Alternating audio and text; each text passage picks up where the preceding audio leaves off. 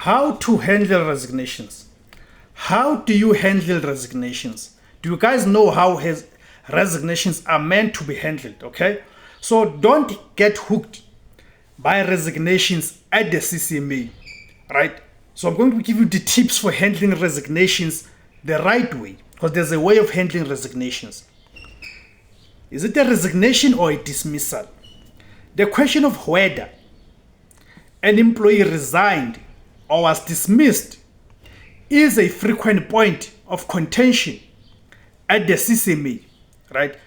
CCMA, guys, for those who do not know, CCMA is a commission for conciliation, mediation, and arbitration.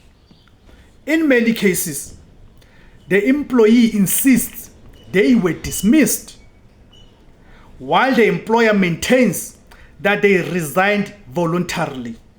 The question of constructive dismissal. I think you guys have heard quite a lot about the word constructive dismissal. The difficulty in distinguishing between the two can lead to significant disputes, making it crucial for employers to handle such situations with care. A recent case between De Kraschi versus Visari 2021, right? Once again put this issue, 2025 actually, put this issue in the spotlight, illustrating how seemingly minor incidents can escalate into complex legal battles. You see? So before I go deeper on it, guys, welcome to the platform. Greetings. My name is Tebos Kosana. The name of the platform is Izulaban Sundu. Okay, so on that case, right, the applicant was employed as a cook on one of the respondents' vessels for 2 months. A dispute arose when he had an altercation with the captain regarding the quality of food he served the officers. The ship's logbook documented the incident as follows, quote, "After going the entire day without food, he, the cook, entered the bridge carrying 2 plates, each with 2 patties. The skipper was extremely unhappy and shouted at him, asking whether he thought this was acceptable. The cook responded, 'Hey, listen, I am doing you a favor by being here. There are many hotels that need me.' Following this, the skipper turned the vessel around and returned to the harbor. The cook was permitted to remain on board, and the skipper arranged transport back to Cape Town. As the cook had expressed his desire to return to hotel work, he thanked the skipper for taking him back. In the next section of the logbook, under amount of fine imposed, it was recorded he was asked by the skipper to leave the boat.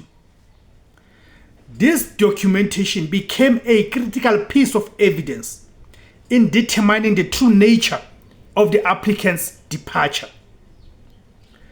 The applicant claimed he had been dismissed, whereas the respondent contended that he had resigned.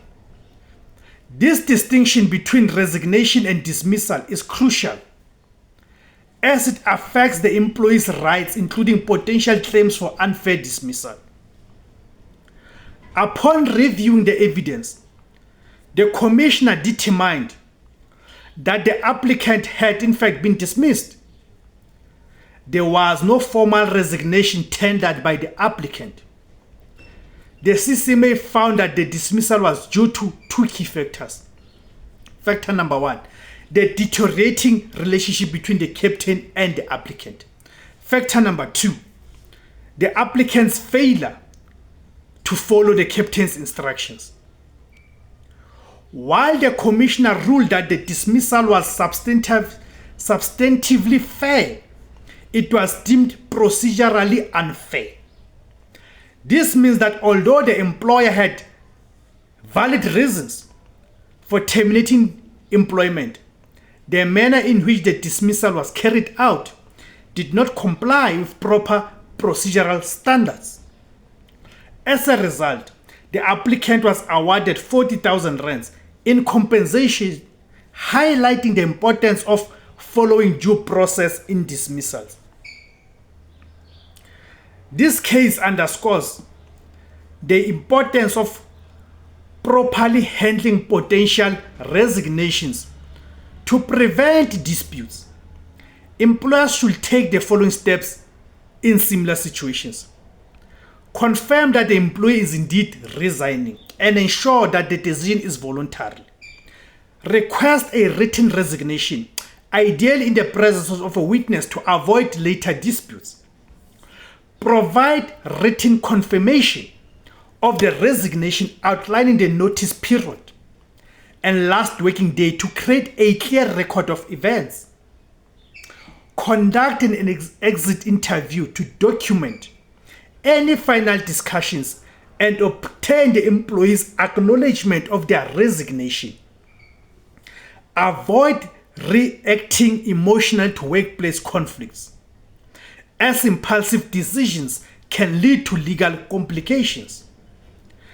Train managers and supervisors on proper dismissal and resignation procedures to mitigate the risk of legal disputes. Verbal resignations should be avoided whenever possible. Verbal resignations should be avoided at all costs whenever possible. If an employee cannot submit a written resignation,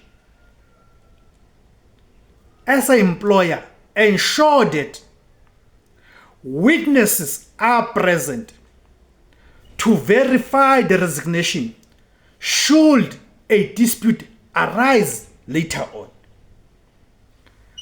Employers who fail to follow these precautions may and will likely find themselves embroiled in costly and time-consuming legal battles.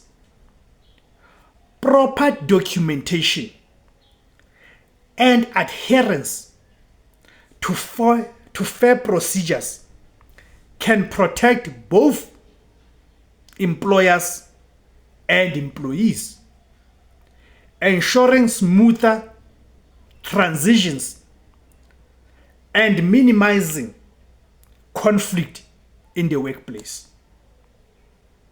Thank you guys for tuning in. Please remember to like, share, comment, and subscribe. Thank you very much.